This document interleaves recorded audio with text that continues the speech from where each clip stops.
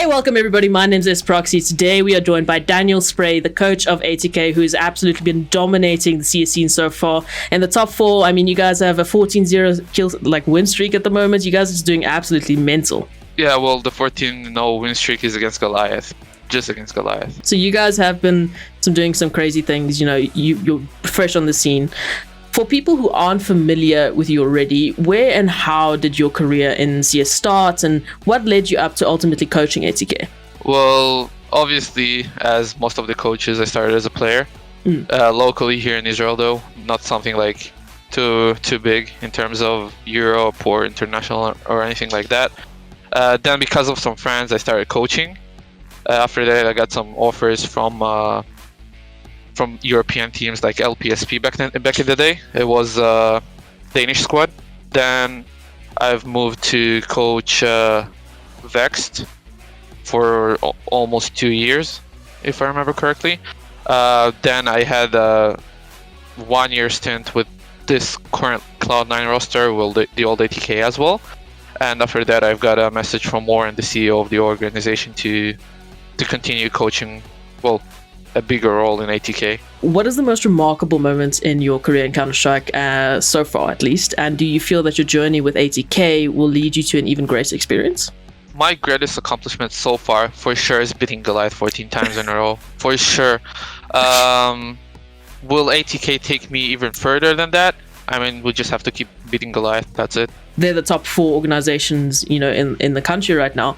And to see them beating them 14-0, do you feel that it's that proud dad moment that you have looking at your boys saying like, yeah, those are my boys? Well, it's a journey that we all go through, like me and the players as well.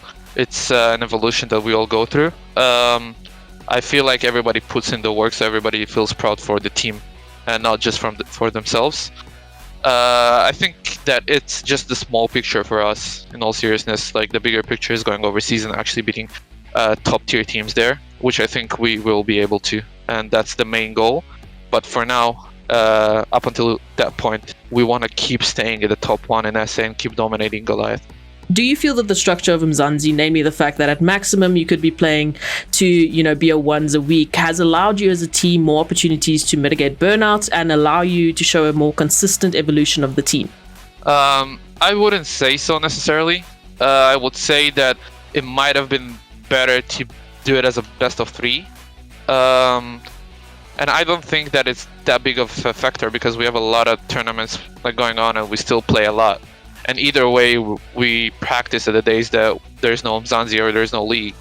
So I wouldn't say it prevented like a burnout or something. I would say that it would have been better to kind of get it into like a weekend type of thing and not just spread it out for a few months. Has your preparation for the upcoming games and tournaments changed a lot since majority of the players have moved into the gaming house, or is it more the experience of them living together that is important, you know, growing that synergy as a team? Well, there's no difference in the preparation because even when they were playing at home, we were doing exactly the same things from the morning till the evening type of thing, like practicing, scrimming, improving as individuals, improving as a team. So I wouldn't say that the routine has changed, but what has changed is them being together, and that allowed them to experience something they haven't already, which Reese and me already did. So it's kind of like a new experience living with someone.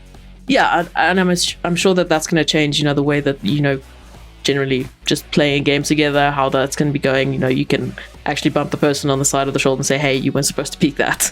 So does it change in the way that they play their games? Does it help immediately? Like, can you see the results immediately even if they go through casuals? Well, it is a big no-no to bump someone on the shoulder and tell him you shouldn't have peeked that in the middle of a game, for sure.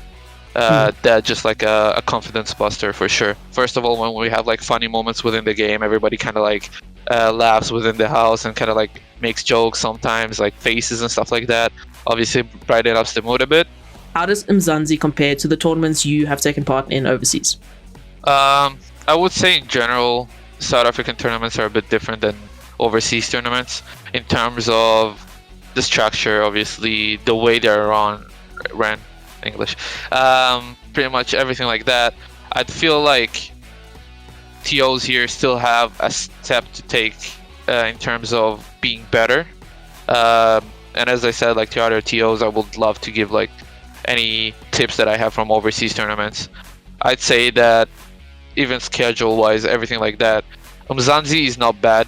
None of the tournaments we played are bad, but obviously there are always room for improvement. Even now on the online CS, you can see pretty much EPL, the Faceit thingy, like pretty much everything is overlapping each other, and like every tournament, DreamHack and everything like that, and pros complaining. I'd say it's not happening like that in SA, but at the same time, it could have been better. What do you feel South Africa as a CSGO scene, as a community, as TOs, whatever it needs to be, what do you feel we need to do to get to that level of international competitiveness? I would say guidance, for sure guidance. There's nothing better than that. So the best example is us, is me and Fady pretty much coming in with our overseas experience and kind of putting everything together, and you can see that in our dominant fashion, we know how to build a proper team, how to have set things to fall back into. We have everything to the smallest detail. You could see it in all of our officials. Even when we were in the deficit the other day, like at 4-11, we came back and won purely because we have things to fall back onto, and we feel confident in every single aspect of the game because we spoke about every single aspect of the game, and we worked about it, like every little aspect. I would say that teams here lack that. They need proper guidance on how to properly build a team. They need to have discipline. The most important thing is not motivation, it's discipline. If you're not disciplined, then you're fucked in a way. If you're just motivated, the motivation can just fade away, and like you do sports or anything like that, the motivation can just fade away at some point, right? But in order to stay focused and stay on your lanes, you need to be disciplined. Thank you so much for your time, and I'm looking forward to seeing what's going to come from this edit.